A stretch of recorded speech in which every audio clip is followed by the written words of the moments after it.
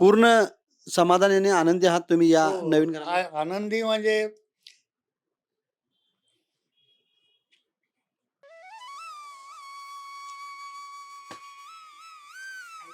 आई वडील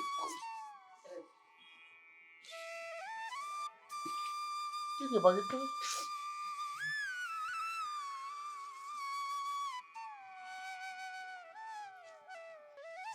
ती असती आता बरं झालं. आईची आठवण जाणवते तुम्हाला? कारण तिचं स्वप्न होतं आणि भरपूर भरपूर की मला सध्या काय करू नकोस, बिल्डिंग तुटणार आहे, मोठं घर मिळणार आहे. ते जवळजवळ 30 वर्षापासून चालू त्याच. भावनिक क्षण आहेच. म्हणजे एवढा पैसा खर्च करून आम्ही स्वतः प्रॉपर्टी घेऊ शकत नाही. पण ही आम्हाला आयती सरकारच्या वतीने मिळाली आहे, त्यामुळे आम्ही खूप समाधानी आहोत. आणि त्यातल्या त्यात BJPचे सगळे जेवढे पुढारी आहेत, त्याने आम्हाला भरपूर सपोर्ट केला. काही प्रॉब्लेम असेल तर म्हाडामध्ये आमच्याबरोबर येत होते. कारण काय तिथल्या आणि इथल्या राहणीमध्ये फरक झालेला आहे. घर मोठं आहे, 4 पाहुणे आले तरी आम्हाला काय वाटत नाही. वरळीतील मराठी माणसाचा कुणाला पाठिंबा आहे असं तुम्हाला वाटतं? वरळीमध्ये मराठी माणसाचा महायुतीलाच पाठिंबा आहे. BDD चाळवासियांच्या 10x10च्या खोलीतून मोठ्या प्रशस्त सदनिकेमध्ये जायचे स्वप्न पूर्ण झालेलं आहे. आपण आलेलो आहोत जांभोरी मैदान वरळी येथील या पुनर्विकास प्रकल्पातील ज्या सदनिका BDD चाळवासियांना दिलेल्या आहेत त्या ठिकाणी. आज आपल्या या व्हिडिओमधून जाणून घेऊया त्यांचे सुखद अनुभव.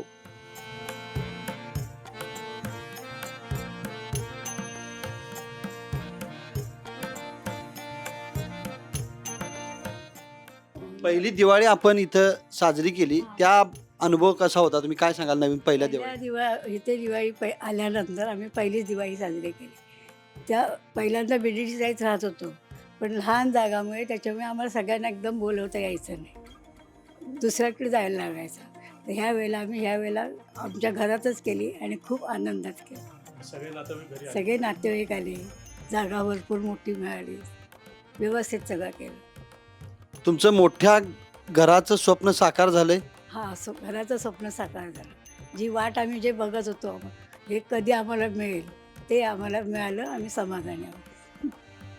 तुमच्या आयुष्यातला हा सर्वात आनंदाचा क्षण म्हणता येईल आतापर्यंत? हां तुमच्या आयुष्यातला आतापर्यंतचा सगळ्यात आनंदी क्षण असं म्हणता येईल हे घर?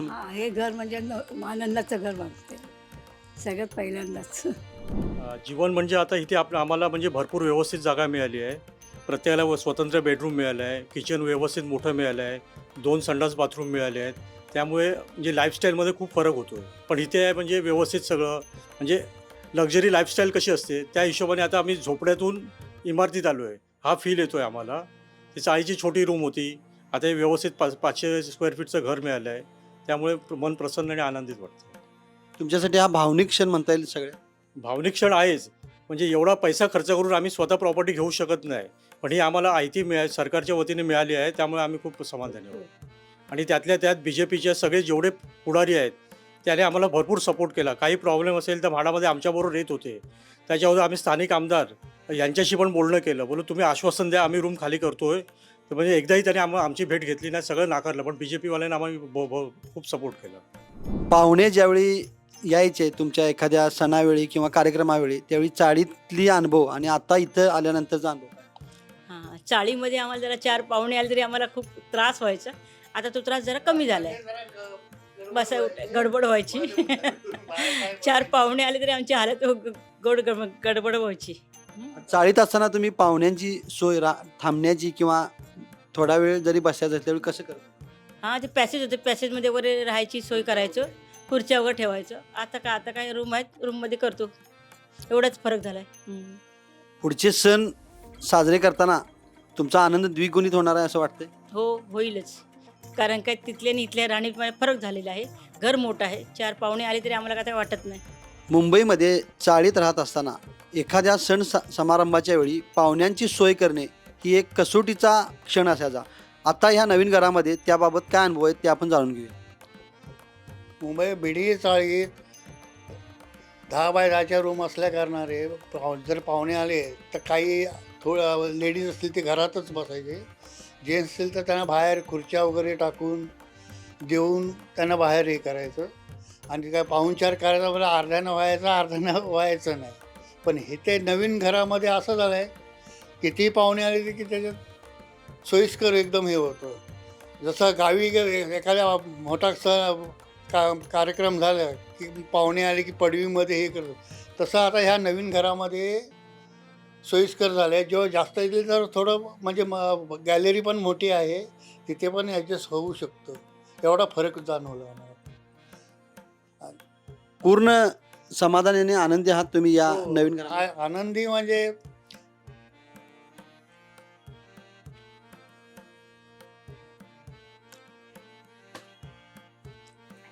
आई वडील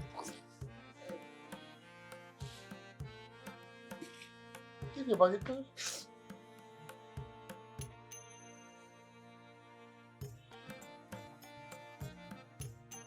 ती असती आता बरं झालं. आईची आठवण जाणवते तुम्हाला? कारण तिचंच स्वप्न होतं आणि भरपूर भरपूर ही मला सध्या काय करू नकोस, बिल्डिंग तुटणार आहे, मोठं घर मिळणार आहे. ते जवळजवळ 30 वर्षापासून चालू त्याच BDD चाळवासियांचा पुनर्विकास प्रकल्प साकारला येत आहे आणि मुंबईकरांना मराठी माणसाला हक्काचं घर मिळतंय वरळी या ठिकाणी. काय सांगा? खूप छान आहे, भेटलंच पाहिजे. ही BDD चाल 180चा होता, आता 500 स्क्वेअर भेटतोय, तो पण वरलीमध्ये. सगळे मोठे मोठे बिल्डिंग आहे, त्याच्यामध्ये आपल्याला भेटतोय, मराठी माणसाला भेटतोय, तर चांगलंच आहे, भेटलंच पाहिजे. हे सरकार खूप चांगलं काम करतोय. मराठी माणूस जरी घर नाही भेटलं तर कल्याण, डोंबिवली, बदलापूर जाणार आहे, तर असं नाही होणार. इथे घर दिलं तर खूप छान वाटणार, चांगलं असतं. वरळीतील मराठी माणसाचा कुणाला पाठिंबा आहे असं तुम्हाला वाटतं? वरळीमध्ये मराठी माणसाचा महायुतीलाच पाठिंबा आहे. आणि काय याचं कारण काय? हो, याचं कारण हे आहे की आम्ही जे आता 10-12 वर्ष आता आम्ही जन्मलोच BDD चाळीमध्ये, तर त्यावेळेला आम्ही एवढा 150 एरियामध्येच राहत होतो, 125 एरियामध्ये. पण आता जे आम्हाला 550चा एरिया दिला आहे महायुती सरकारने, तर ते खूप म्हणजे खूप सुंदर आहे. त्या रूम्स पण खूप सुंदर आहेत. आणि प्लस अजून एक गोष्ट की ही जी आता ट्रॅफिक आता कमी झालेली आहे, तर पहिल्यांदा आम्हाला इथे अर्धा 1.5 तास आम्ही ट्रॅफिकमध्ये अडकायचो. पण कोस्टल रोडमुळे आम्हाला खूप म्हणजे खूप रिलीफ मिळालं. ट्रॅफिक कमी झालं, प्रवास चांगला झालाय. कोणाला ॲम्ब्युलन्सला जायचं असेल मार्ग मोकळे झालेत आणि त्याच्यामुळे आम्हाला खूप बरं वाटतं. आणि आमचा सर्वांचा मत हा महायुतीलाच असणार आहे. कमीत कमीत नगरसेवक तरी आम्हाला आमच्यातला द्या. तुमच्या प्रतिक्रिया कमेंटमध्ये आम्हाला नक्की कळवा आणि चॅनलला सबस्क्राईब करायला विसरू नका. कॅमेरामन सुमित घोरपडेसह मी अभिनंदन परुळेकर, महा MTV मुंबई. आम्हाला कागद आणि रसिदी चाटण्याकरता त्या ठिकाणी सत्ता नको आहे. आम्हाला जिवंत माणसाची सेवा करायची आहे. जिवंत माणसाला त्याचं हक्काचं घर हे त्या ठिकाणी मिळवून द्यायचं आहे. अरे BDD चाळीच्या संदर्भात किती वर्ष या ठिकाणी संघर्ष चालला, पण आम्ही निर्णय केला की BDD चाळ ही बिल्डराच्या घशात देणार नाही. या ठिकाणी BDD चाळ मराठी माणसाची अस्मिता ज्या ठिकाणी होती, 80,000 मराठी माणसं त्या ठिकाणी वाट बघत होते, कधीतरी आम्हाला आमचं हक्काचं घर मिळेल. पण यांच्या कंत्राटदाराच्या, यांच्या बिल्डरांच्या जाळ्यामध्ये त्या ठिकाणी हा बिल्डर की तो बिल्डर, त्याच्या या भांडणामध्ये त्या BDD चाळीचा यांनी सत्यानाश केला. पण आम्ही निर्णय केला बिल्डराची आवश्यकता नाही, म्हाडा स्वतः त्या ठिकाणी BDD चाळ बांधेल. 80,000 मराठी माणसं जी कदाचित हद्दपार गेली असती, वसई विरारच्या पलीकडे घर घेण्याची ज्यांची ऐपत नव्हती, 100 स्क्वेअर फुटात राहणारी माझी ते मराठी बांधव आज इमारती उभ्या केल्या, त्याच्या चाव्या दिल्या आणि या सगळ्या लोकांना मुंबईमध्ये 100 फुटामधनं 500 फुटाचं घर त्याच ठिकाणी मोफत देण्याचं काम आम्ही केलं. मराठी माणसाकरता हे काम आहे.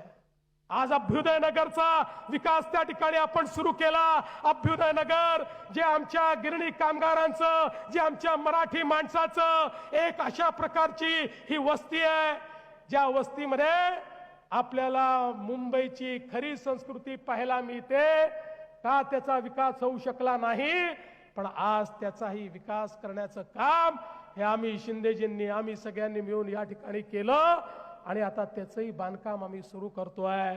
अरे पत्रा चाळीचा तुम्ही घोटाळा केला, त्या पत्रा चाळीत राहणारा तो मराठी माझा माणूस ज्याच्या नावानं हजारो कोटी रुपये तुम्ही खाऊन टाकले, पण त्याला एवढंसही घर दिलं नाही, त्याला बेघर केलं. त्या पत्रा चाळीतल्या माणसाला तुमचं पाप आम्ही धुवून काढलं आणि त्यालाही त्याचं हक्काचं घर देणारे आम्हीच या ठिकाणी आहोत. आणि मी तुम्हाला आज सांगतो, आमचा हा संकल्प आहे, यापुढे मुंबईतला मराठी माणूस मुंबईच्या बाहेर जाणार नाही.